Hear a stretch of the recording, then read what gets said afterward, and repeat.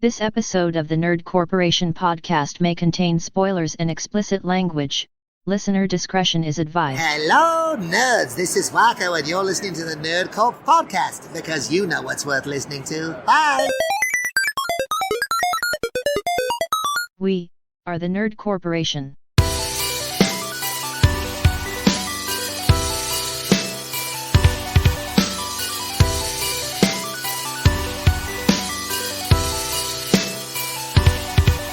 What up, everybody? It's podcast day. My name is Eddie Lyon, a.k.a. Mr. Bleecker Street. With me, as always, Cole Simper. Genders are a made-up term made by big bathroom to sell more fucking bathrooms. We can get them to buy 2 in each area. It's pretty fucking brilliant once you think about it, isn't it? Get your mind thinking. We're just all one gender. Right. Derek Reese. Things just got out of hand. They did. Yeah, I hope you guys know that you're going to be doing a lot of fucking explaining in this episode. Oh, we got you. We got some splaining to do. And Angela Wooden.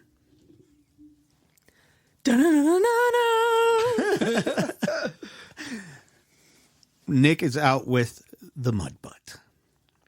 But we are the Nerd Corporation. Welcome to episode 158. Illumi-whati? Illumi-naughty. We're going to be talking about Doctor Strange in the Multiverse of Madness. We're going to talk about what we liked about it, what we didn't like, what other people didn't like, just everything that encompassed this movie.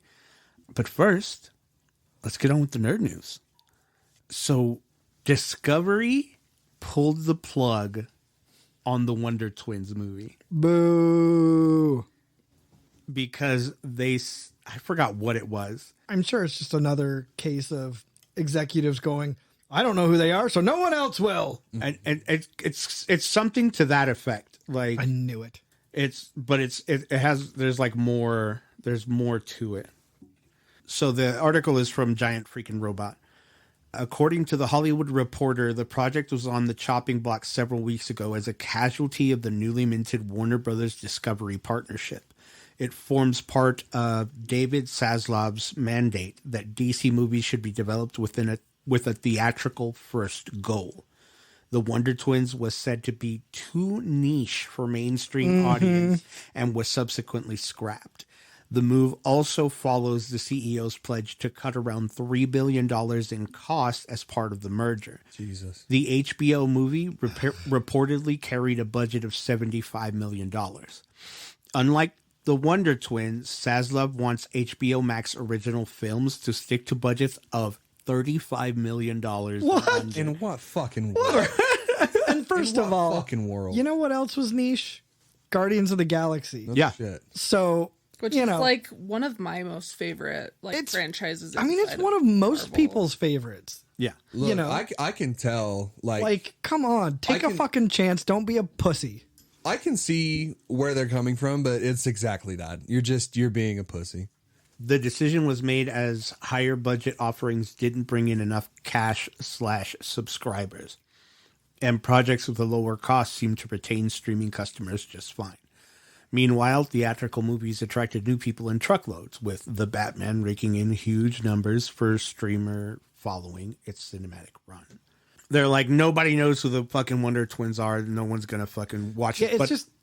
They had their own TV show. They had their own cartoon. They had their fucking comic books. Well, and think about how many people are at the point where, like, so people that grew up with that shit, right? All of those people have a truckload of kids now. Right. Like, you're not getting 1 ticket sale. You're getting 5 ticket sales. Well, You know what I mean? at the least. Like per group of people, of anybody that knows about these characters. 12 if you live in Utah. Well, and you're also like alienating your like existing fan base by saying they're like that a like of or an interest of theirs is too niche. Right. But like that's what the problem is that they don't trust their fan base. They don't think their fan base knows anything or has any attachment to any of this. They're just looking at it as cold hard studio executives that don't have any personal connection to the content, to the characters, to the stories. And so I think that, you know, they've been in that state for so long that they go, well, clearly no one could possibly care about these because I don't. My brother in Christ, why does Marvel work the way that it does? Is because they all put in the fucking work to get these fucking characters on the screen and create a believable fucking universe. This is a very, very... Listen. This is a very rare instance where I'm going to give Marvel a fucking W because it just fucking works. I was thinking about it today when I was watching a fucking recap of the first Doctor Strange movie because I've never seen it. And so I was watching, you know, all the shit that was happening. And then, you know, they kind of really condensed the whole Thanos thing down to like a 5-minute portion of this video. Mm-hmm. And I'm like, God damn, there is so much happening in this one fucking 5-minute segment of this clip. Mm-hmm. And it's like, nah, dude, that was years upon years upon years of movie making. And it's like, I can talk shit about Marvel all fucking day, but you really have to fucking respect the fact that, like, they have this insane formula that just fucking works. And I don't understand why they're not other fucking companies, other fucking IP management that is not taking every fucking step and writing down every fucking move that Marvel and Disney makes because it makes fucking money. Right. I don't get it. Like, they're so fucking wrapped up in being the anti-Marvel that they're losing sight of how the fuck this works. Their results are the anti-Marvel too. Right. The fucking proof is in the goddamn DC pudding. I just think it's crazy, and that's it. Like, Angela had the perfect fucking example, the Guardians of the Galaxy. I had no fucking idea about any of this shit, and I didn't have any idea about any of these fucking plot points that they're going with, like with Thor, him going on this like weird fucking love revolution thing that he's doing, like fucking free love 70s thing that he's doing, or I guess it's more 80s. You know what I mean? Like it's fucking weird. But people are gonna go see it. And what I was gonna say on the back of what you said earlier, Cole, was like that's the thing. Marvel trusts their fans. And I was going to say they're willing to take risks, but I kind of don't feel like they do take risks. It's that they take characters, whether they're well-known or not, and craft a good fucking story behind them. Like, absolutely. There is no, to me, like in terms of Marvel, there is no script that doesn't have some sort of really nice touch to it, whether or not the language is flowery and intelligent in terms of the dialogue, it's witty, or it's, you know, like they're every script is just so well done in one way or another. And again, DC is the anti-Marvel in that too. Well, and that's the thing I love about Marvel movies as a whole, is not only do they cater to the nerd in me, the comic book nerd, or the comic book lover in me, but it also attracts the moviegoer in me, because even if these weren't comic book movies, even if these weren't based off of existing superheroes, these are good movies. They're movies. They're entertaining. They're entertaining. They're entertaining as fuck. Yeah. So I actually had this conversation with somebody, a good friend of mine at work the other day, and we were talking about how Marvel movies aren't superhero movies. That's the vehicle, like that's the backdrop, but they're action adventure movies. They're an Indiana Jones movie. They're like fantasy. They're drama. They're fan service. They're all the same tropes that you see in all of these other genres.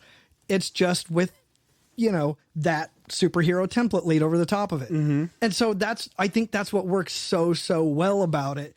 They're bringing that content to a familiar space instead of trying to bring people from that familiar space into something that they're not familiar with or comfortable with. And this is what makes them also immune to backlash, at least from like legitimate fans of the content, for them to go off book. You know what I mean? Like, for them to create brand new stories and it be okay, because these things are entertainment on top of everything. Yeah, it's still well done, regardless of any deviation from the actual content. Because no Marvel movie has been a one-on-one to the books. Like, there's always some deviation. There's always some, like, exception that they had to take because it wouldn't translate to the even movie. just costuming. Mm-hmm. Yeah, even just costuming. Like, there's never been a one-to-one,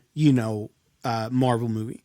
But, like, just seeing these characters come to life and having a good story behind them is fucking great, because there was like a Nick Fury movie with fucking David Hasselhoff in the 80s, and that movie was hot trash. No bro. shit. That movie was garbage. Yeah, I mean, and like there has been bad Marvel movies. Right. Like Most of them, like most of them were made by other people. But... like I was going to say, like, the entire Fox-owned franchise. However, Sony's always hit or miss. However, when like given the correct amount of care, they have really done well. And it pisses me off because it isn't like the Wonder Twins haven't been out of the like public eye since the 70s cartoon. You know what I mean? Like, they were in The Flash by name. They were on Teen Titans Go. They were on, Smallville. Like, it's not out of the realm of possibility that this could have worked. Well, and like, as a very casual, like, enjoyer of superhero centered media, I guess, like, I know who the Wonder Twins are. Like, they're referenced in like a ton of media that I've consumed. Like, one that comes to mind is that 70s show. Mm-hmm. They had that one episode where I think it was Eric and Donna were the Wonder Twins, Right. So, I mean, they were a staple of media. Mm-hmm. They have been a staple of media. The fucking Wonder Twin powers activate, whole fucking Ginyu Force fucking deal. That's Wonder Twins. What came first? Wonder Twins. Wonder Twins, yeah, because Wonder Twins came out in 1977. So if Dragon Ball came out before then maybe... I think Dragon Ball was early 80s. Yeah, so, yeah, Wonder Twins... The anime was. I don't know about... Because Wonder Twins came out as a cartoon first and was added into the DC universe, like, after. But that whole movement, that's all... The fusion dance. Yeah, and that's the thing to me is, like, people don't even, like, yes, they are a part of the pop culture. People know them. But even if people don't know them, that doesn't mean you can't make a good, exciting, enticing movie that people want to watch about them. Like that Guardians of the Galaxy, again, proved that. You can bring characters that people aren't familiar with. Exactly. And if it's interesting, if it grabs people's attention, it doesn't fucking matter if they knew them. Even our subject of the day, like, Doctor Strange is out there. Not a lot of people knew who the fuck not a moviegoer anyway. Or like maybe in passing they knew who he was. But as someone who's completely ignorant on the Wonder Twins, like, I know of them, but I don't know anything about them. What could you do with them though? Like, because this sounds like a Justice League-esque. Well, I mean, what this sounds like is like a genuine lack of confidence in terms of like, what can we do with these characters?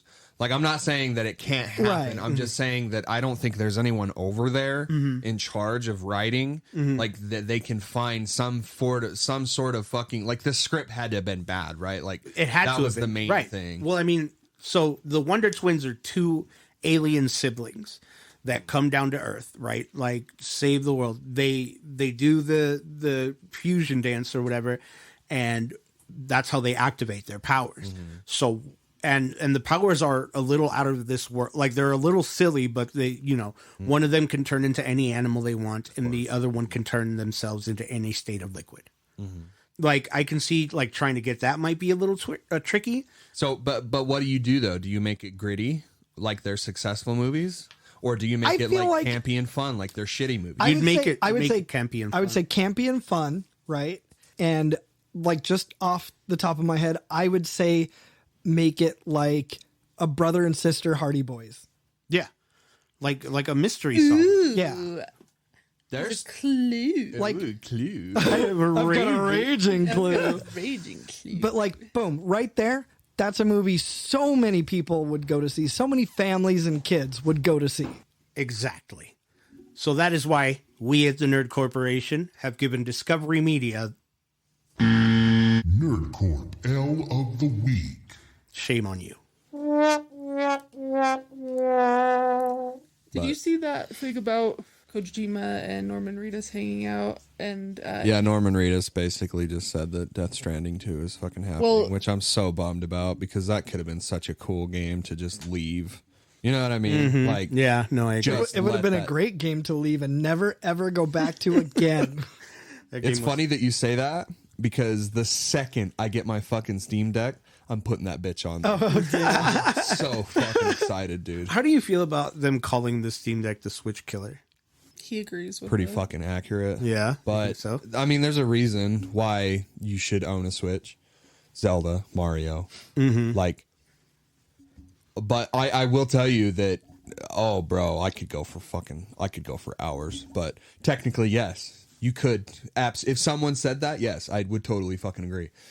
You could literally put every single fucking video game known to man on that fucking thing and take it anywhere. Jeez. Anywhere that you want to go. And not only that, dude, there's so many and I know I told you I wasn't going to go on a tangent, but I'm fucking, dude, I don't think I've ever been so excited for a piece of tech ever in my life. Like the second I get that fucking thing, like I'm taking time off, like I'm throwing fucking everything in it. Like I am so fucking stupid excited for this shit, dude. All right, so my bit of nerd news has to do with Le Punisher. Oh, that's right. Yes. So again, Giant Freaking Robot is reporting. So, they are saying that a quote unquote trusted source has confirmed that there is an R-rated Punisher movie currently in development at Marvel. Fuck yeah. Now, that being said, their scoop did not confirm whether or not John Bernthal would be returning to the role. No John Bernthal, no bye. Honestly, I don't give a fuck about John Bernthal personally. Like The that may be a hot take. It is. no, but, no, like, I see what you're I mean, saying. I don't hate him. I don't like. He's fine. I couldn't care less. Like, I feel like anybody with a similar build who's super good at scowling could do it. I think I see where you're coming from as well, Eddie, but I think the R rating is more good news than anything. If you give John Bernthal that fucking movie, he's gonna fucking nail he's it. gonna kill it, and that's yeah. what the fans want too. So like, it would make sense for him to be there, but I just think that like it would be fine if John Bernthal returns, but I wouldn't immediately be turned off if he didn't. Whoever it is that did end up in the role, I would look at that case by case and then maybe be turned off by it. Like speaking on that though, like if it wasn't John Bernthal, I think Tom Hardy would make a dope ass Punisher. Oh yeah, for sure. Fuck yeah. For sure. Mm-hmm. I don't know who else I would personally like. Nobody comes to mind off the top of my head. Patrick Stewart. Yes. Patrick Stewart can play anybody By the way, in that same voice, and it won't matter. just because he was brought up, like this has to do with Doctor Strange, but when he's in Wanda's head, I saw a meme where it said, Professor X out here looking like he's selling iPhones. He's got the turtleneck and everything. Oh my God. The white background and everything. Heavy rolling. Anyway, but yeah, I mean, and it makes total sense though that they would bring John Bernthal back. I mean, Charlie Cox is coming back. Vincent D'Onofrio's coming back. Like, It's gonna be him. I don't see, unless there was a specific reason not to, I don't see them making casting changes with all of these properties that were so well received. Maybe just don't do anything else with Iron Fist if you're going to go the same route. Well, but see, that one has a reason.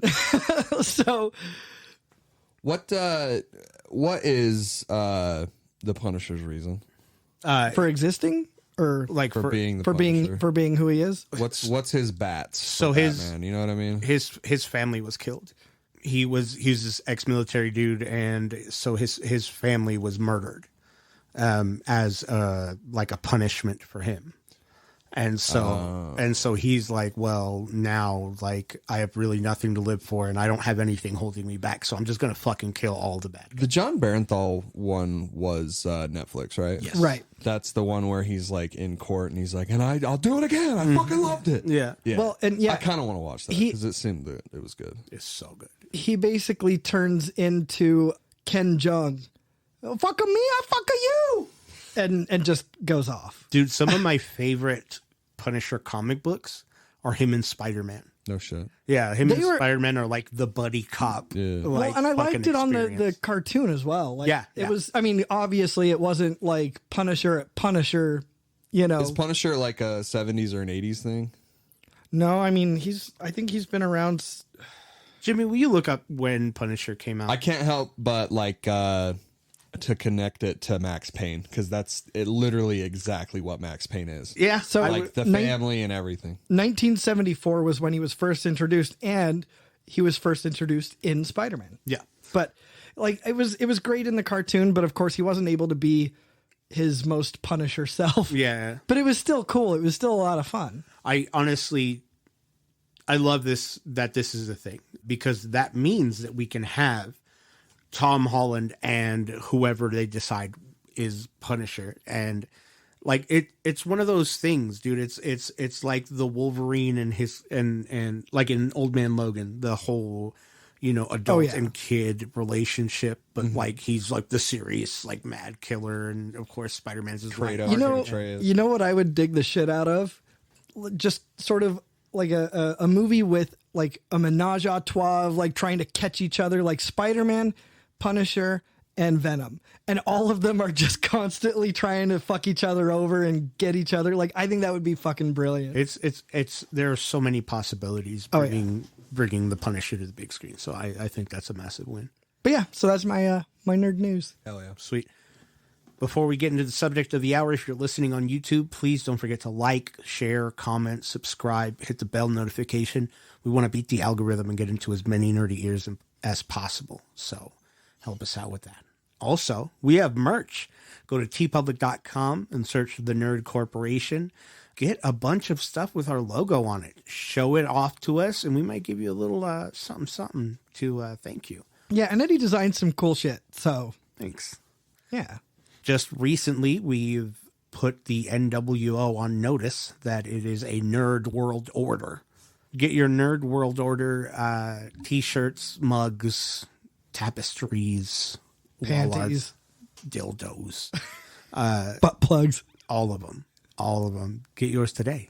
Cock cages. Yes. Fucking cocky. Yeah, but the fucking chastity belts. Yeah. Who the fuck? Also, if you love us and want to support what we do, subscribe to our Patreon, patreon.com/nerdcorp podcast. Several tiers of loot to have access to, from stickers and shirts to extra content and bonus episodes. If you can't make a monthly contribution, consider supporting us on PayPal, paypal.me/nerdcorp podcast.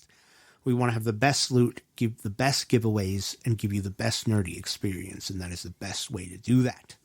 So, without further ado, Doctor Strange in the motherfucking Multiverse of Madness, bro. What a fucking cool movie. Oh, yeah.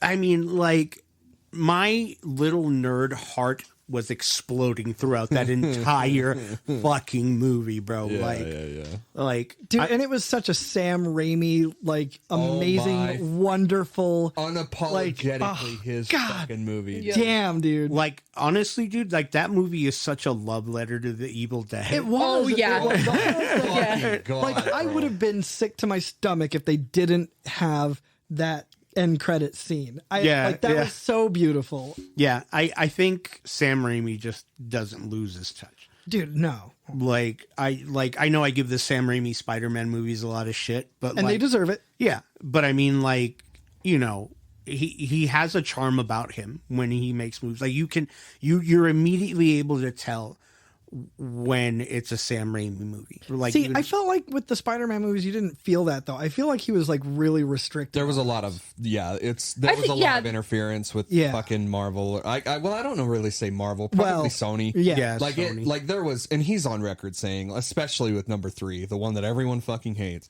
the worst one. Yeah, the worst one. That's subjective, but they say, he's in an interview saying like, hey, this is the one that was like, I'm never fucking touching Spider-Man again because like they really fucked me on this. Yeah, subjective my ass. Anyway, I know. Fucking elitist fuck.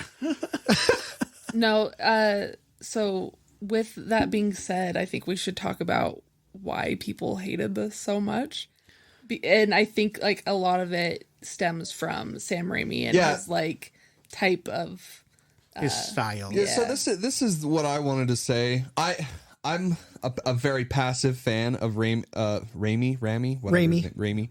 I fucking love The Evil Dead. Me too. I really love The Evil Dead. I'm kind of on, record as saying that I really love the Spider-Man movies, and I do. But it's not necessarily because it's Sam Raimi. It's because they're like of their time. You know what I mean? Right. Like it's not like and I think that the second movie is a genuinely really good fucking movie. And Godspeed, Spider-Man. yeah. Like I think that that's probably the one that he should be the most proud of. But did you see Drag Me to Hell? No. I don't think so. It's okay. It's not his best. It's very cultish and spooky dooky and like all that shit that is all over this fucking movie. Like Spooky dooky. I like that. I mean, it's a synonym for scary shit. Like timey-wimey. Yeah. To me, this was like less spooky dooky, I guess. and more like, I mean, it was a lot more sort of those old school Evil Dead roots, where like it was a little uncomfortable. It was like right out there in your face. Like to me, like spooky dooky is like the old horror trope of having things happen off screen and you hear it, but like you don't really know what's happening. You're just having to envision it. Yeah. And this was not that. Like no, you like what we were saying earlier about taking risks. You want to know a fucking risk is giving Sam Raimi, that fucking madman, this and give him like the capabilities to go narratively where he does is fucking incredible. Like this, that when I say that this is unapologetically his fucking movie, there is very, very little amount of the shit of Marvel that I don't like. And there is way, way more of Raimi shit all fucking over these. Well, like and specifically fucking like almost shot for fucking shot.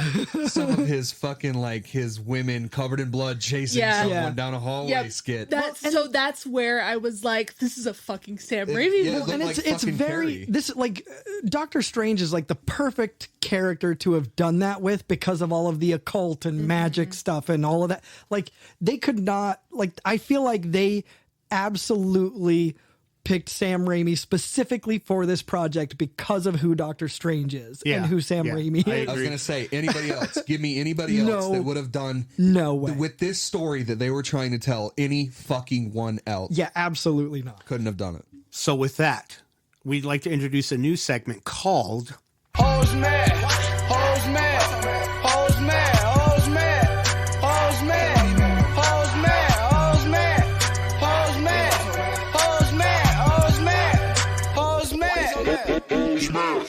Hoes Mad. Boy, are they. And so this is a new segment of the show where we're going to talk about people being butthurt, with people just going, my pussy hurts. Hoes mad.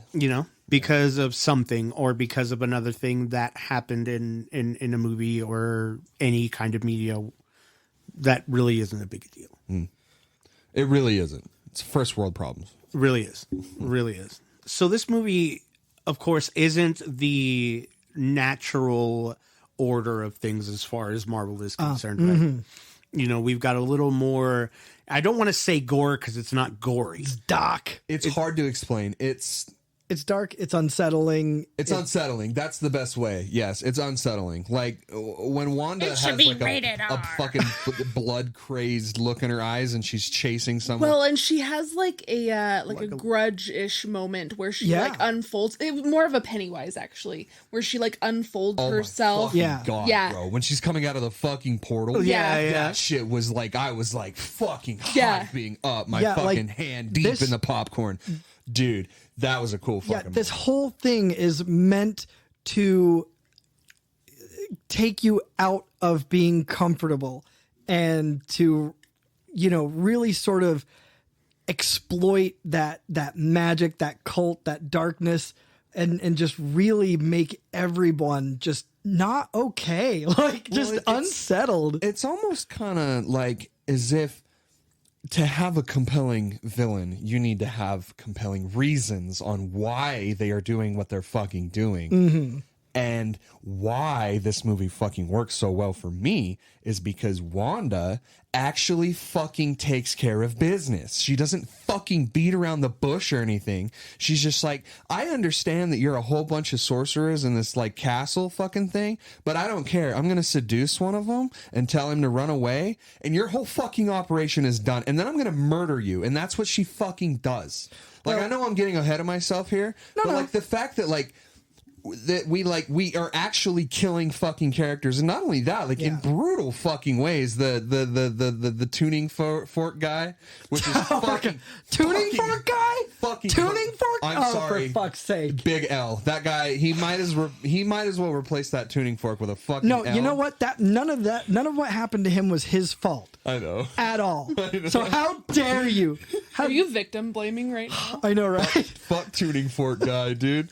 How dare he had the most fucked up death too, and I'm like, God, I don't know about that. That entire like the Illuminati was. By the way, did y'all love how Baron Mordo just sort of like?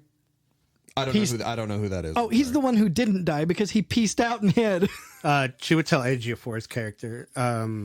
The one that was like, the one that hates Doctor Strange. The one who's his like they were enemies in the first. The black guy. Yeah. But don't you disrespect my man Black Bolt like that. It's purely ignorance, I promise. Dude, Black Bolt's fucking badass. So before we get like too ahead, so I had like a brief period earlier this year where I spent like probably a full 2 weeks in watching the entire Marvel Cinematic Universe. Yeah. Oh, right. So I watched the original Doctor Strange. I hated it.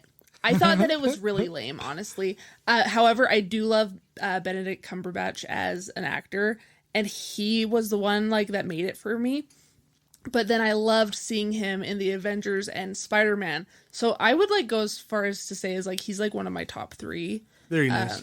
So I was really looking forward to seeing this, and Cole and I were talking earlier today because we were actually going to allegedly sail the high seas to watch this in time because we've just been really busy lately. But I told him, I said, hey, if we're going to go see this movie, you need to do your homework and you need to understand like why this is an important character. And you'll also see like why I have like so much love for this character. Right. Well, and Benedict Cumberbatch was another one of those perfect Robert Downey Jr. castings, you know, like he was just so, and that was, it's funny that you say that because that was one thing that I told Cole.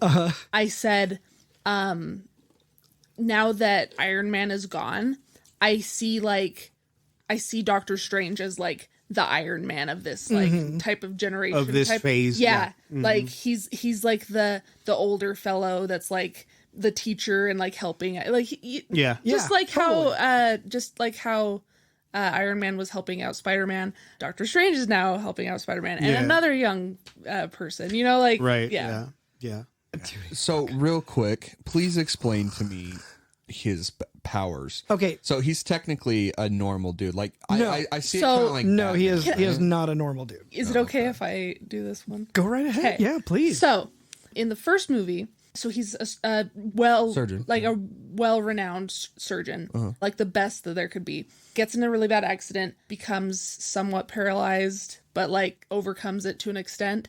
but His hands are fucked up. Yeah, His his like hands become the his surgery. yeah, so his grip in his hands just like never really heal. So some monk like meets up with him and he's like, oh no, he viewed a previously crippled person playing basketball, and he's like, whoa, like I heard that this guy was like really fucked up and now he's fine. Like I'll have what this guy is having. So he seeks out these monks that are in some region, and they're like, or he goes to them and he says, hey, I will have what he's having. Yeah. And they're like, no, like there's no way. Like you can't do it. It's impossible. He doesn't take no for an answer. So he seeks out the teachings in this, what's a group of monks called? Monastery. Yeah. So he seeks out this monastery and like learns their teachings and stuff, being buddy kind of with the Sorcerer Supreme. And she's like kind of been like the one that's like denied. The bald-headed, the Jada Pinkett Smith looking lady. Yeah, Tilda Swinton. Yeah. Yes, that Who, one. for some inexplicable reason, was a white person. Yeah. Yeah, so she was the witch in Narnia, wasn't she? Yeah. Yeah. Yeah, the new one, yeah. So, Was she white in that one too? No. No, she wasn't. so I don't know. She like is like a big like weird like like type of character where like she was like tearing him down the whole way, but also was like a huge part in like him being who he is now. Well, she kind of had to, because Yeah. he was so cocky and full of himself, so that was kind of like... Which is why another reason why I compare him so much to Iron Man, because he had to get broken down before he could, he had to humble himself before he could... right, be- and to an extent, both Iron Man and Doctor Strange are somewhat cripples. Like they rely a ton on like what their like heroic like ability is, I guess. So, anyways, yeah. So he ends up learning all of this like sorcery stuff, and then he played like a huge part in figuring out like how to defeat Thanos and stuff, and then that's where we are now. So he uses magic, but he has like an extra. He uses magic, but it like something in him like has it. Like he's very prone to... He has a natural talent for it. Like Wanda, but obviously not nearly to the same extent. Right. Well, and like it's different forms of magic, like it's witchcraft versus sorcery. Yeah. So another thing that hoes are mad about is the fact that Wanda's the bad guy here. And if you guys remember, like when the trailer first broke out and we were talking about how there was no big bad announcement, your boy Eddie Lyon was like, it's Wanda. So I want to point out Wanda is another like my top 3 like characters in this universe. Oh yeah. But I want to point out that Wanda has never been a good person or a hero. Even in the She's comics. a very tragic figure, and she gets so overwhelmed by the limitlessness of her power, and when you come up against a traumatic experience, she just doesn't have the tools to not give in to, well, I can fix this. I can do whatever the fuck I want. She's a very she acts a lot out of like selfishness and stuff. Very impulsive. And kind of like dissecting her, but also like my own like love for her. I think I have a really big thing for like the anti-heroes. I could list off a whole bunch, but I'm not going to waste anyone's time with that. But I think that that's like exactly what she is. And I think that's what she always has been. Well, not only has she been an anti-hero, but she's predominantly a villain. Like she's Ambiguous, always... it seems. Yeah. So let's specify this. So what hoes are mad about with her is not just that she's the villain. It's specifically that, oh, well, WandaVision redeemed her and you completely erased all of that by making her the villain. But it really didn't. that, I think it, didn't, though. if it did anything, it added character development and like understanding to her story. There wasn't a happy ending to WandaVision. No, she knows she's not doing the right thing.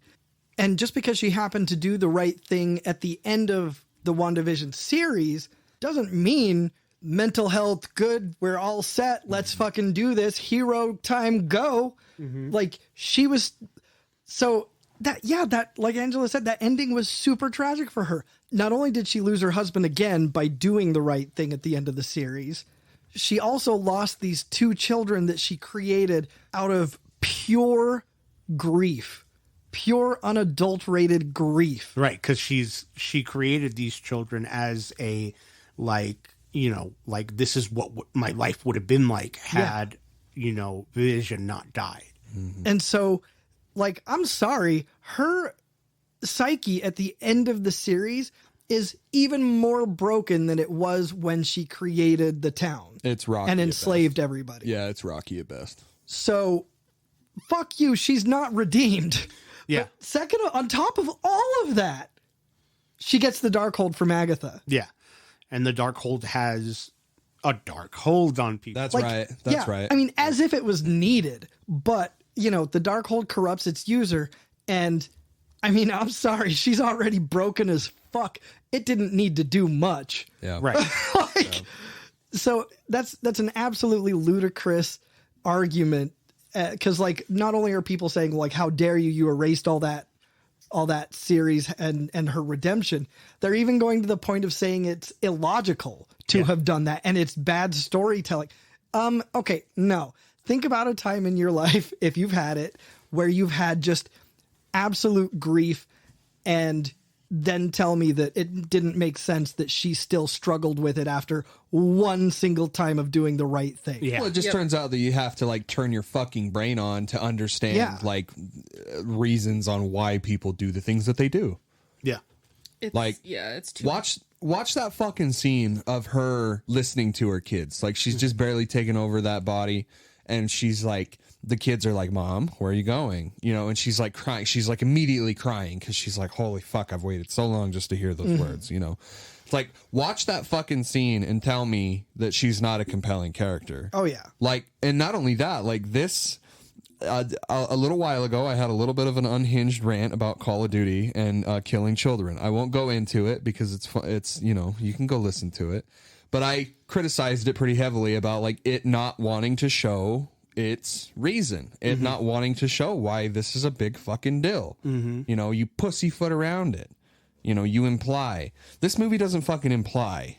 This movie, like, she's fucking psychopath. Like, she's a psychopath. And she's 100% acting out of selfish interest. Like, I don't know. I would take that over Ultron. I would take that, you know, and I know that Thanos had, like, a large amount of character development as well. So I wouldn't categorize it. Yeah, it's more like just these fucking nameless ass fucking villains that it's not just a superhero thing. It's like this is a storytelling thing. Like, give us fucking villains that we can actually care about. That's why Griffith fucking rocks so much ass, is because he is a fucking good character. You believe in the things that he's saying. So when that betrayal does come, it's fucking real and it hurts. Like, the reason why Wanda fucking murdering all these people in front of you hurts the way that it does is because you're kind of getting betrayed a little bit. But it's a story writing tactic. It's it's part of writing. It's gut punching. Well, yeah, and to me, like, Wanda's one of the absolutely most interesting characters that the cinematic universe has gone into, because it's just a masterclass in grief and helplessness and hopelessness and doing all of the wrong things to cope, and just, especially with the Darkhold, it just gets to the point where, I mean, in the movie, when was it Wong that was talking to her about, like, you, like, look at what you're doing. Like, what about those kids' parents? Yeah, what about their Wanda? Yeah. Like, and she's to the point now where she's like, I give zero fucks. I'm going to do it anyway. I want my like kid. This is, I realize, I understand what I'm doing, and I like you could see it and hear it. Like, she knew what she was doing was absolutely wrong. But this is the only thing that in her mind, because of just how broken she is, that is going to fix it. Yeah. Again, think about it. think about why she would want to do that. Like, oh, it's an infinite amount of universes where these kids exist, and I'm just going to take over one. Yeah. I'm only going to take over one. No one will fucking ever know, but I'm only going to do one. Dude, if I ever lost my kids and had the opportunity to fucking take over a universe. That's what I'm saying, is like, you can't really, to say that it's bad writing is just fucking, it's being facetious. Like, you're being you're just being a douchebag, because like, it's far from bad writing. It's writing a compelling reason to not only hate the antagonist, but also like sympathize and realize that the world is complicated and full of very, very strange emotions that we have no idea how to fucking handle, even if you are a fucking god. Yep. So one thing that I think I can understand, like with the hoes that are mad, would be like, and Eddie and Derek, this is a question for you guys. Where does this leave us with Wanda? Like, is she dead in the water? Like, what are we doing at this point? No. I was gonna say there's no way she's dead, because there is like some worry in my heart that like a beloved character of mine is gone. So let's talk about House of M. Yes. For a minute. So this is where I so want it to go so badly. M. Yeah, House of M. Yes. For like mutants. Yes. Okay. So I want this to turn out, because like, of course, at the end of this movie, Wanda pretty much gives in and goes, fuck, all right, you're right, I be fucking up. Yeah. And so I want this to turn into her continuing the arc of sort of hopelessness, but hopelessness against her own powers, which will then turn her into going, well, you know what, I can't control my powers, I know other people can't control their powers. So nobody gets No one any. gets powers. So she removes every mutant's power. Yeah. Okay. And So, okay, wait. I'm so, like, I'm tingling right now. Okay, so I want to pause just for a second. We're going to go back just for a moment. You know, we were talking about how, like, she, like, doesn't really have, like, this, like, heroic arc where, like, she, like, allegedly did the right thing, and then, like, that's the new her, right? Is like this good person. However, at the end of the movie, she does sacrifice herself to end the Darkhold in all the universes. Right. Which, I mean, is a good thing, right? Because, Right. I mean, it's dark, you know, like, so she's not dead after that then. Oh, no. Like, no, I don't think she is. No, because first of all, But, I mean, there's obviously They- multiverses. they clearly left that to, not interpretation, but they left it ambiguous. Ambiguous, yeah. Ambiguously gay. duo. Yes. Got him. Hell, got him. Fucking got him. Ambiguously gay duo. Yeah, no, I mean, it definitely... Don't sue us, please. Yeah. It definitely leads to House of M. Yeah. Like, this is the point where Wanda can be like, just like how Derek said, like, I know I'm having a hard time with my powers, and I can see through my, dream walking that all these other people with powers have a problem with it. Well, and that's what Wanda has such a hard time with, is nuance. She has a hard time not seeing things in black and white. So, like, she's just going to go from this happened, I couldn't control myself, to, you know what, get rid of all of it, no one can have it, because some shit's going to go down, and it'll be my fault if I don't get rid of it now. I have no other choice. If a House of M happens in the MCU, we're reading the comic books. Yes. Like, that's what we're manifesting. Like, other people disagree. Other people don't think House of M's going to happen. But God, if it doesn't, I will cry. A lot of people and said Secret Invasion wasn't going to happen I know, either. and I was so excited when I saw that news break. Well, and it sounds like if it doesn't happen, then Wanda's character is dead. Yeah. Basically. Yeah, pretty much. I mean, you can bring her back for whatever, for the next big bad fight. It wouldn't be worth bringing her back. This sounds like next phase to me. Sounds like a. I don't think it'll be soon. Yeah, Yeah, no, it sounds like next phase. Yeah, Yeah. this is phase 5 shit for sure. Yeah. Like mid phase 5. Like, totally ignorant to how these things work. That's just how it seems. Like the ambiguous nature of how they ended Wanda's arc Right. in this movie seems like, hey, she's going night Mm-hmm. for a little bit. She's gonna go live with them boys. People were saying that this should have been rated R. Yeah. So this is a moment where I'm going to be like devil's advocate-ish. So I can see why people think that it should be. However, the Conjuring movies are PG-13, are they not?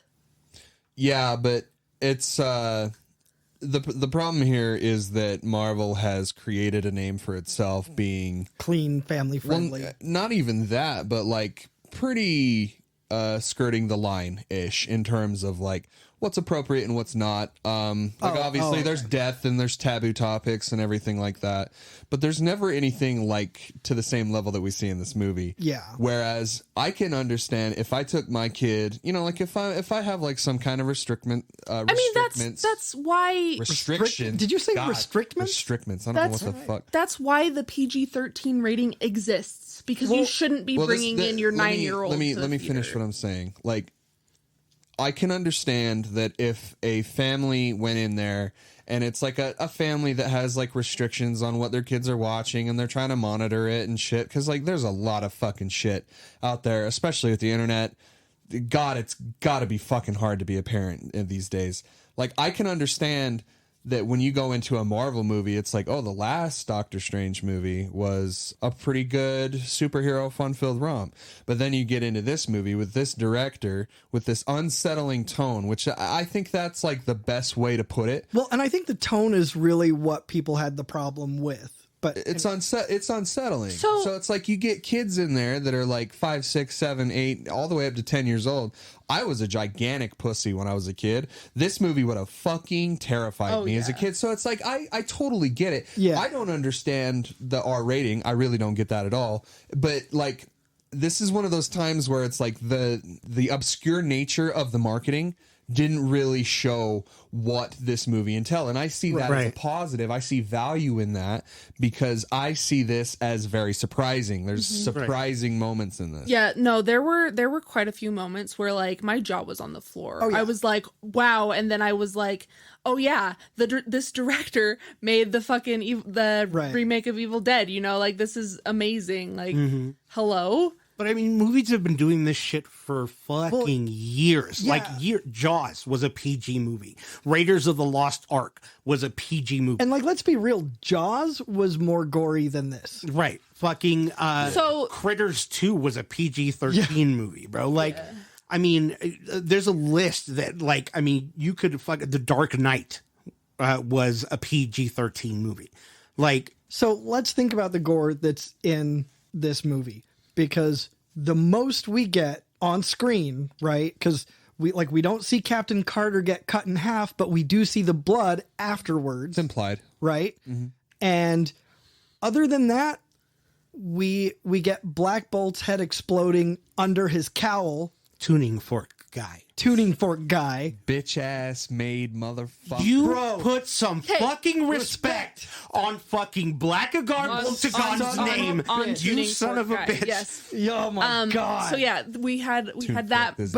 But again, We that had was, that moment. even that was implied because it was under the cowl. I mean, there was movement obviously, but And- it was under the cowl. Yep. And then So we what had what else? We had some blood on Wanda.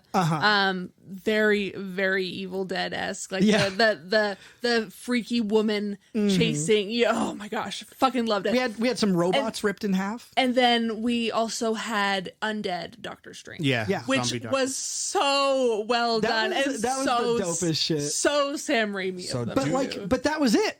That was it. No. What? Don't fucking forget my boy, the guy at the beginning, the squid Cyclops guy. Oh, the eye! There's a lot of blood in that scene where he gets like tentacles cut off and then like a very, very detailed retina fucking being pulled out of its eye socket with the very beautiful pop like Yeah, disgusting when I pop. saw that was one of those moments where like my jaw like was like, whoa. Well, I was like, okay, that's I true. I can see where people are coming from with But the it's gore. also a CG monster gore it. as opposed to a human. Don't be a bitch. So- Human being basically. gore. Like, don't be a bitch. Yeah. So, and that also reminded me the beginning of the movie, the alternate universe, Doctor Strange gets like his leg, like a hole blown in his leg, and it ends up dead also. Right.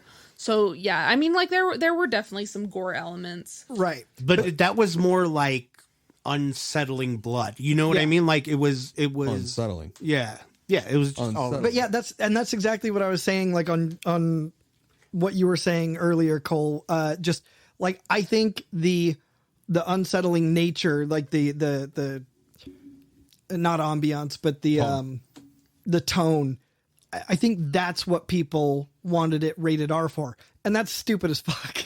I'm sorry, but that's stupid as It's fuck. like, it is stupid as fuck, but it's like it's not the way it's like it's a much darker tone. Well, it's a shocking moment where it's like, okay, here's a director that's a little outside of the box. It reminds me a lot of like James Gunn and what James Gunn did with the Suicide Squad, where it's like, okay, this man's obviously has fucking range. Like he can go and make something fucking dope like the Guardians of the Galaxy, and then he can turn around and make something that's like Totally off the wall. irreverent and fucking like off the wall, like you said. Like it's that tone is there, and it's like there's got to be a better fucking word for it besides tone, but that's exactly what it is. It's the way that he directed this movie with an unsettling tone. It's supposed to be that way because it's supposed to be fucking freaky, dude. Yeah, like it's.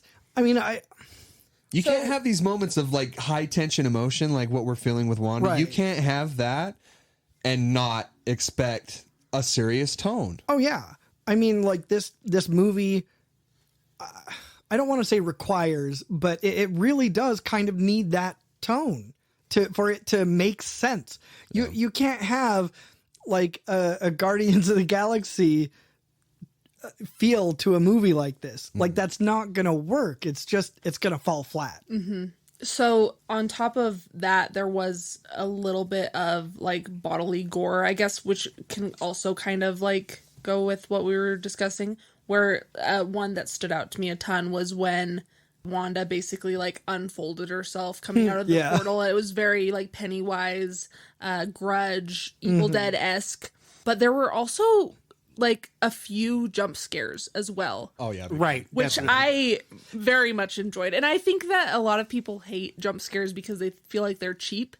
I like that like adrenaline, you know, Well, like I mean, if there's nothing else to the substance other than jump scares, okay, I get that. Exactly. But no, you gotta have some in there. Like that's part of the fun. It's kind of a skill to do a jump scare. It's definitely a skill because you have to have like the right amount of tension. You have to have the right amount of build up. You have to have like Unexpectability. and like perfect like sound quality along with like the scare itself. That's why fucking Hereditary is so fucking scary to me, is because like it's so unpredictable And there's how it no- does its jump scares. Right. Yeah. Like this movie does kind of fall victim to that stuff, but I think it works with the tone because it's like it's Evil Dead, dude. It's like silly seriousness where it's like, dude, you can't tell me that a giant eyeball being ripped out of its eye socket with like this juicy pop is not fucking cartoonish. You know what I mean? Yeah, Like, exactly. It's the same thing. Totally. It's fucking Doom Eternal got a lot of shit for that because the Cockademon, the floating fucking balloon demons with the one eye, that's an execution that you can do in the game,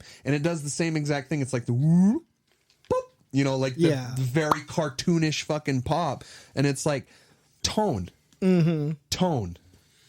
One thing that I want to discuss now is the like super interesting like cameo kind of, I guess, like with like the multiverses, and like we've got like Professor X, we've got so and so from Fantastic Four. We've also got okay.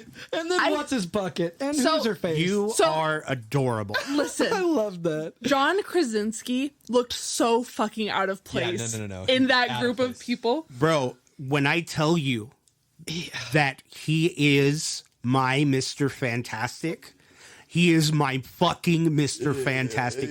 To me, he looked so good. You know what? Can I be hose mad for just a second Yes. Yeah, though go ahead. about about that character.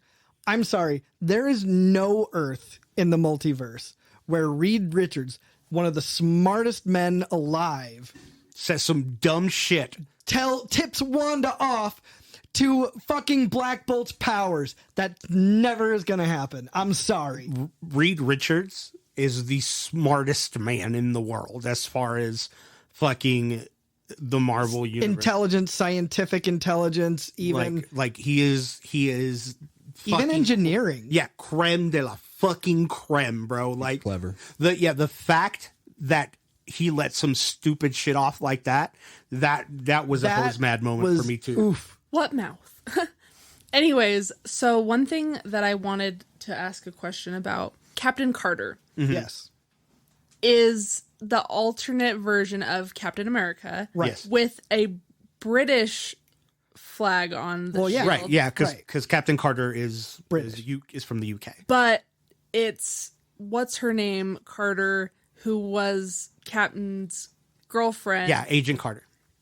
So that's who it is, right? Yeah, mm-hmm. Yeah. Okay. So in an alternate universe, specifically in the what if arcs of the comic books, they propose the question, what if Agent Carter was the one to take the super and that was serum? the first episode of the miniseries on Disney, right? Yeah, it was. Okay. And by the way, can I just say, she was fucking stacked, and I'm fucking here for it. You know who else?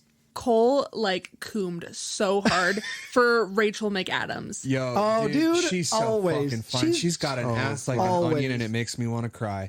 It's fucking so ridiculous, bro.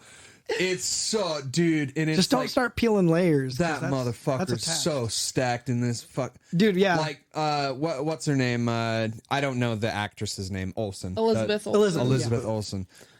Absolutely fucking beautiful. Oh, absolutely. Seriously, one of the most gorgeous women. And when Angela told me that it was one of the Olsen, okay, we don't. I was like, stop. Whoa. We don't talk about that. That is a really nasty thing that you don't talk about in what? Well, no, it was just kind of like oh fuck, they have a younger sister, and she didn't end up fucked up. That's what. I mean, they did it to themselves. Yeah, suck my fucking dick, dude. I don't give a shit about your fucking rich person problems. Fuck I know, off. right? Elizabeth Olsen is what the Olsen twins would have looked like. Exactly. Had they not been coke addled. Had they not Macaulay Culkin to themselves. Yeah. Yeah, it was like the first half of the movie was me being crazy over her, and then as soon as Rachel McAdams comes out, Elizabeth Olsen, I was like, probably which is always so have my heart. Yeah, it's so funny because my dad has a huge fucking crush on Rachel McAdams too. I pointed it out to him. I'm like, this is the guy that your dad also this is the woman that your dad also cooms for. I don't know, man. She's good looking woman. So let's talk more about the Illuminati. Because Also, one really quick funny thing that I wanted to point out. The whole anti-woke SJW crowd that would have gotten pissed over the whole two moms thing, they turned Captain America into a girl in this movie, and then they fucking killed her 20 minutes later. So, shut the fuck up. Yeah, right. For real. Okay, so because the Illuminati was so exciting for I know Eddie and myself, that shit was just bro. Mwah. I was literally. I was with my lady partner. I took her to see it, who also loved the movie and has seen maybe bits and pieces of each of them. Nice. Right? It's I'm holding her hand in there and I'm trembling. Oh, I did the same to Misty. I am visually trembling as each one of these characters is showing up. It's so well. I mean, not while those characters were showing up, but there were a few nods here and there, and I hit Cole and I'm just like, that's what this means. And he's just like, okay. So the Illuminati. We'll get into the cast right after. Who do you want to talk about first? Let's talk about Reed Richards. Okay. John Krasinski as Reed Richards, a.k.a. Mr. Fantastic, leader of the Fantastic Four. Stretchy guy. Oh, for fuck off! His arms can stretch really far. Yes, right? yes. Whose arms can stretch Isn't that how far. he died? Like, Mother- You're making He had gets a cool way that he died. he too, got- where he- like unraveled. yeah, he like was fucking unraveled. rubber. That was fucking. Oh Dope. god, that made my eyes itch, bro. Well, it was funny because like also He- when they said the word Illuminati, I thought they were being funny. Yeah, I thought did they were too. being like, I was like, are they expecting Jay Z fucking and talking Beyonce about Jay-Z to and walk shit? out. Like- Yeah, that's it's exactly. Fucking throwing up the rock. Yeah, That's how fucking ignorant. yeah, because they're like the Avengers or Shield, and then they're like, dead no, ass we're thought that they we're were the being we're just the cheeky. Illuminati. Yeah, that's what I thought too. No, Tell me dude. what it is. Yeah, no, fucking Reed Richards, one of the smartest men in the world, leader of the Fantastic Four. I mean, John Krasinski honestly is perfect for this role. See, it took me so off guard. That dude's got some range too. I mean, I will say the old was it Fox? That did- Yeah, Fox. The old I forget his name, but the guy who played Reed Richards in that one, Jimmy, will you look up that name for me real quick? he to me he was a perfect clean cut Richards. This one is a perfect like battle worn Reed Richards. Giga you know. Chad. He's been through some shit. He knows. He has. knows. He's been humbled several times. He Yeah, knows what for the real. fuck he's Damn, doing. Wanda really said, do your kids still have a mom? And then says, good, they'll still have a parent at home after Yeah. I fucking murder you. Pretty Yeah. fucking savage, dude. I don't know how to say this. Eoin Grufford. That's Reed Richards in the old Gotcha. Fantastic Four movie. Watch it be like Owen. Yeah. It's just a fucking white Or person. Ian it's- with a it's silent O. I mean, like it could just be Yoan, Eoin too. but kind of Jedi bullshit is this? but yeah, no, like John Krasinski is a perfect, grizzled. grizzled. Yeah.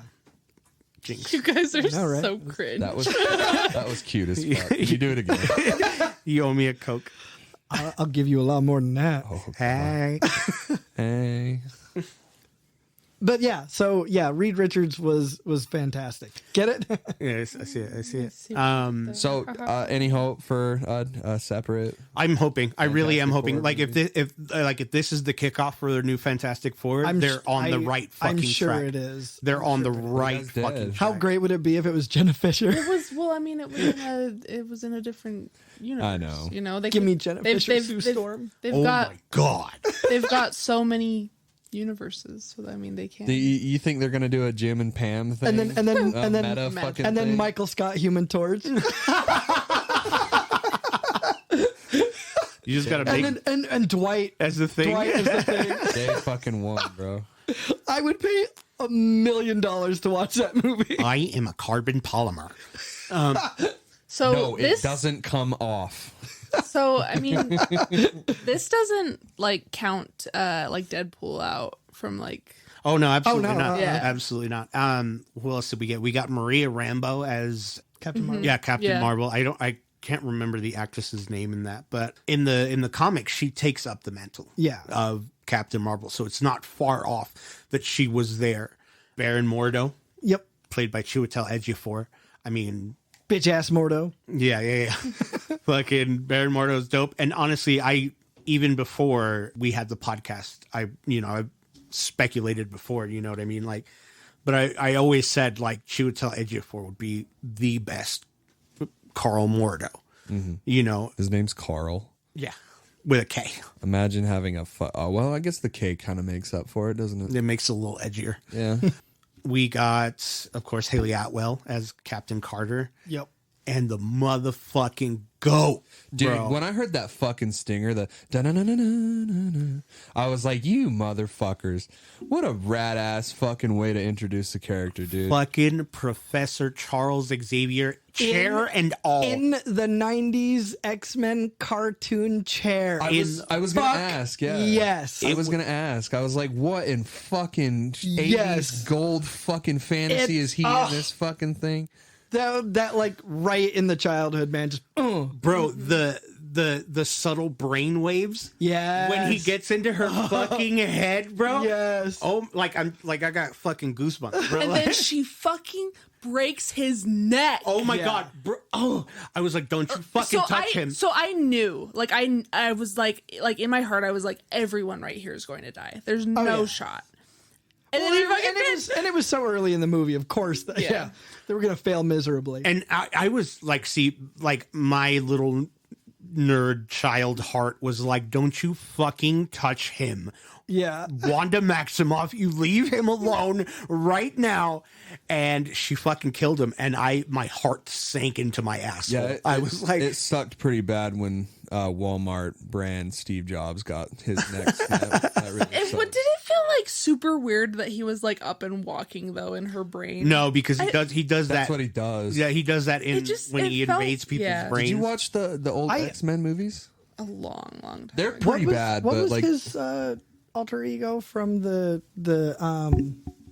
what's that plane called? Never mind. I'll have to look it up. I mean, he does that. Like he does do that. There is that alternate world where he's just up and walking. Well, and he's like this big fucking huge thing. Yeah. I honestly, Charles Xavier, like I knew he was coming. Like I knew he was there. Yeah. All of the signs had pointed to that. Everyone had already speculated. But the moment he fucking came out, Yeah. I fucking cooned. Yeah, like the second that like they were like alluding that like the big guy wasn't there yet, I was like, it's gonna be fucking Professor X. Mm-hmm. You already know, and Like- it was. And that just fills my heart because mutants are fucking coming. Yes, and to skip backwards because we skipped over him. The Inhumans. Yes. Black Bolt, tuning fork guy. So the Inhumans are dope as fuck. Yeah. And like, oh God. So we had the Inhumans series, right? That was just Garbage. like panned by everyone. I actually watched the whole thing and I mean, I liked it. Like the CGI was definitely not great. Some of the actors were a little subpar. what are you talking about? The Inhumans series. Oh, okay. What was that even on? I don't even remember. I was gonna say I don't. But we got the same actor who played Black Bolt from the series in this movie playing Fuck yeah. Black Bolt. Nice. But I love it when they do that. Yeah, I do too. but It's it was just- super dope because in the series he didn't have the comic accurate costume. yeah, he didn't. It was just beautiful to see that. It was such a love letter to fans. really is. So definitely, I like seeing the Illuminati was way cool. I think that was just a nice little touch to Oh, yeah. everything. So yeah, Oh yeah. So I have a few questions. Was there like this much, I guess, like gore and like horror-esque in the comics? Or I mean there's some, you know what I mean. Marvel Zombies definitely has a fuck ton. Well, and Doctor Strange is you know Doctor Strange. It's gonna. yeah, it's a have, like, lot of more weird shit. on like the magic and the dark forces and witchcraft and so it's yeah, not there's- super out of pocket that No. like that it was like this. Then. no, not at all. Okay. No, I mean let's hit up the cast just really quick. Benedict Cumberbatch as Dr. Stephen Strange, Elizabeth Olsen as Wanda Maximoff, the Scarlet Witch, Chiwetel Ejiofor, Baron Mordo, Benedict Wong as Wong, Xochitl Gomez as America Chavez, Rachel McAdams as Dr. Christine Palmer, Jet Klein and Julian Hillard as Tommy and Billy Maximoff, which is cool that they brought the kids back from the TV show. Oh yeah. Michael Stuhlbarg as Dr. Nick West, Haley Atwell, Captain Carter, Anson Mount as Black Bolt, Blackagar Boltagon. That's his full name. Lashana Lynch, that's who plays Maria Rambeau's Captain Marvel. John Krasinski as Reed Richards, Patrick Stewart as Professor Charles Xavier, Charlize Theron Oh yes. That's who it was. as Clea, who shows up in the mid-credit blonde-headed scene. chick, yeah. Who, by the way, in the comics, is a long-standing sort of off-again, on-again romance with Doctor Strange. Ends up being his wife at the most part. She is his partner, well, his student partner wife, you know. Hell yeah, Doctor Strange. Nice. Get that Strange, Doctor Strange. We get Bruce Campbell as Pizza Papa. Which was such a good cameo. Good call on them. I mean, a good cameo, a great callback with him not being able to control his extremities. Like, fucking fantastic. And I didn't even put that together. Oh, God really? damn it. Fucking so good. And Ross Marquardt as the Ultron robot. Wait, who's that? Ross Marquardt? Yeah. He was... Like, I know the name. I just, for some reason, I can't place it right now. He was in The Walking Dead for a couple of seasons. He was Red Skull in Infinity War. Right. Who did he play in The Walking Dead? He was Aaron in The Walking Dead. He was in like the 3rd season. Wait, so which one is Aaron? He's the one where when they get to Alexandria, he's the one that's like completely against Rick being there. See, we fell off like right around there. Oh. That's way further than season 3, though. That's like season 6. Oh, okay. Yeah. So Alexandria is like... Oh, yeah, that's right. You're right. He played Ultron in the What If series. What else is he in?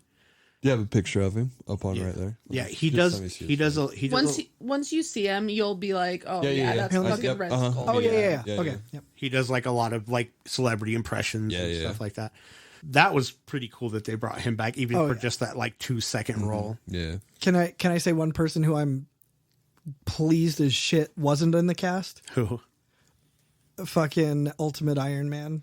Oh, Superior. Superior Iron Man. Yeah, Superior Iron Man. Tom Cruise. Yeah, I'm really glad Tom Cruise was not in this. I'm glad the fans raised enough of a stink I know. for him not to be there. Like it makes. But why though? Like I don't understand. Tom Like Cruise. He's like I don't such like an Tom Cruise as much as insufferable. the Tom next Cruise guy, is but- in the closet. He's such an insufferable, angry little moron. So are you telling me you're not going to go see Top Gun in No. theaters? no, No, And he's- fuck no. Absolutely not. Nor am I going to go see Mission Impossible. About a homosexual man struggling with his... I love that fucking theory. Such a good take. So, he's still a Scientologist, is what Oh, I'm yeah. getting at. Oh yeah, He's not a good person. He's just a fake as fuck person. dude, and like, Katie Holmes. and I know people have all, there are videos of people like picking apart his behavior and everything, but man, his dead eyes are freaky as fuck. Yeah. He is 100% the 1,000-yard stare. It is He's so there creepy. is no fucking light behind those eyes. Well, and at all. just when he when he smiles and laughs so maniacally with no joy behind those eyes, like there is nothing creepier in this fucking world than that. I am convinced Tom Cruise is a skinwalker. I think he's an alien. Well, look at the Alien. That's what I was the- waiting for that. look at the fucking Alien. show that he had to put on just to tell America that he loved Katie Holmes. Yeah. Oh, I He know, had huh? to jump and fucking scream, and it's like, okay, Like I this, still don't believe you. like Mr. Cruz, you realize this is not normal human behavior, correct? Like, Who was it? do you, Was it do you fucking need Oprah? additional lessons? Yeah. Because you fell off somewhere. He's definitely inhuman. But yeah, no, I'm so glad he wasn't in that shit. Very, very fun cast. Very well put together cast. Oh yeah. I have no problems with that. So, is Stephen Strange now like an anti-hero? Like, Not No. because he not only did he not use the Darkhold for a very short in a time. malicious way. He didn't. Not only did he not use it in a malicious way, it was destroyed. Yeah. Like the entire Darkhold in itself, so it And- releases the power. And he didn't absorb America's powers. He didn't go that route. He didn't do the, well, I'm going to do something evil for the greater good. Like he didn't end up doing that. so my follow-up for that, one thing we didn't mention when he killed his alternate self by letting him fall onto that freaky fence and being impaled. right. Which, I mean, would be another goal. That would be gory. Yeah. So his like third eye opens up and it's like super freaky, like, cause like that's what the alternate him had. So that's why I ask if he's like an anti-hero now. Like, Oh, no. Was he seduced by the Darkhold? Well, I mean, in the comics, it's something that comes up every now and then. It's something that he uses when necessary, but it's not like something that's corrupting him that I recall. Yeah, I don't like. I'm not too versed. It's on just Doctor like an Strange. additional sight. It's like the Eye of Agamotto. Yeah. You know what I mean? The time stone that he had, hidden in that charm. Just take it out whenever it's needed. It's one of those like, I don't know, like break glass in case of emergency type deal. Right, which is why he whips it out right before they go to fix that incursion. Incursion? Incursion. Because he's like, all right, let's get this. It's like Wolverine whipping out his claws. Yeah, you know? yeah. Well, sorry, I didn't mean to interrupt you. But, something that the movie kind of talks about a lot is like the idea of, most of the Doctor Stranges, like, the different variants have usually done something pretty bad with that book. So it's like, what gives us any kind of idea What that makes you won't do the our same? Steven any different? And like obviously there's a little bit of plot convenience. Well, I don't really know if it's plot convenience, but it's like, of course, like this is the story that we're telling, so it has to be. That's what I was gonna say. Because he's our Doctor Strange. Well, yeah, and that's why, I keep wanting to say the Pentaveret. That's why the Illuminati is so scared of him, because, their Doctor Strange got a hold of the book and fucked shit up. Yeah, so question. I didn't understand why they executed their Doctor Strange. Why? Because he used the book? Or what? So I don't because really he doomed an entire universe. So about like how nobody. So he got basically drunk on the power and was doing stuff that just sort of going off and doing shit willy-nilly, didn't give a fuck about the consequences, caused incursions and doomed worlds, like world after world, and like was a not butterfly willing to effect stop. type of deal. Yeah, But- and he was not willing to stop. But he also came clean about it too. Yeah. He was like, "Hey, I've done some fucked up." He's like, shit. I've got an addiction. That was the only thing that I didn't really, because there's a what if episode about like what if he did, like he uses the stones or something to bring back his lover or something. I can't remember. Yeah, I think that's what. Yeah, that's the one where he And like he eventually gets what he wants, but like he's destroyed literally fucking everything, like all of the universes, and he has her like in his hands, and she's like, "You're fucking like you're a fucking monster because you look disgusting." Well, and then I she, loved- like, passes away anyways. I love the Doctor Strange Supreme, the Supreme Strange, whatever. Like that was dope. That was such a cool fight. Like, so Misty, like, you know how they do the musical notes fight? Yeah. Yeah. Uh-huh. So when it first started, Misty was like, "Oh fuck, that's cool," and then after like 10 seconds, she was like, "Okay, I'm over it." Yeah, it was a little long. I kind of felt that way too. But see, here's the thing though, like Doctor Strange he's an accomplished pianist Yeah. and musician, so it makes absolute sense for them to do that. Yeah. And as a musician, I thought that was dope as absolute fuck. same, bro. Like when I saw that, I was Too like, cool. That's fucking rad as shit, dude. Yeah. As someone who fucking loves music, I liked it. Like I liked the idea of it. It was more But are you a musician? Yeah, so shut the fuck up. No. No, I'm not dismissing what it Yeah. is for you guys. It was Like if I could fight with musical notes, I would fucking do that shit all day. Every fucking I would find people to fight. You jaywalked? Yeah. That's it. So, what was your guys' favorite part of the movie? I just loved like every Sam Raimi-esque Evil Dead moment. that's where like I'm at. that's where Cole and I would like nudge each other, and we'd be like, "You remember that something like that happened?" Like it was just really cool to see that in. The most negative aspect for a lot of fucking people is what makes this movie good for me. Right. Small tangent. Played Evil Dead, really good. Really? Yeah, it's more PlayStation? yeah. PlayStation? Yeah, it's more of a MOBA than it is a 3-on-1 survivor type game. Interesting. Yeah, I really check it enjoyed it. I really did. You should check it out. I think you'll like it. My favorite part was Zombie Strange. Well, see, I was going to say the same thing, and I was going to say, like, my favorite part was when it was America, right? That was like, well, doesn't there have to be a Doctor Strange living there for you to dreamwalk? And he goes, "Who said anything about living?" Yeah, he's like, not necessarily I living. fucking loved that. Like that, I was like, Well, another thing he said was it's going to be a little bit more than dream walking. Yeah, no, Yeah. and like it's so funny because I was sitting with my lady partner, and like when he said those words, like, what do you mean? Like, who says it had to be living? We both look at each other and we're like, Zombie Strange! and just to see his shambling ass corpse, I fucking loved that whole thing. You know, to me, he kind of looked like the zombie from Hocus Pocus. Yeah, It was pretty PG-13 zombie. Yeah. That's the way that I saw it. Like it looked cool. Like I liked the teeth showing through, and excellent fucking CGI. Yeah, oh, because, yeah. like you can tell that they filmed everything like with him because his lips are like actually moving, but like half of his fucking mouth isn't there, but it's still kind of cool to see that level of detail where it's like, no, we're not fading away to show. We want you to see that like we spent the fucking big bucks to make this look as real as fucking possible. And I just love so much that you have this rotting corpse trying to have a serious heart to heart. Yeah.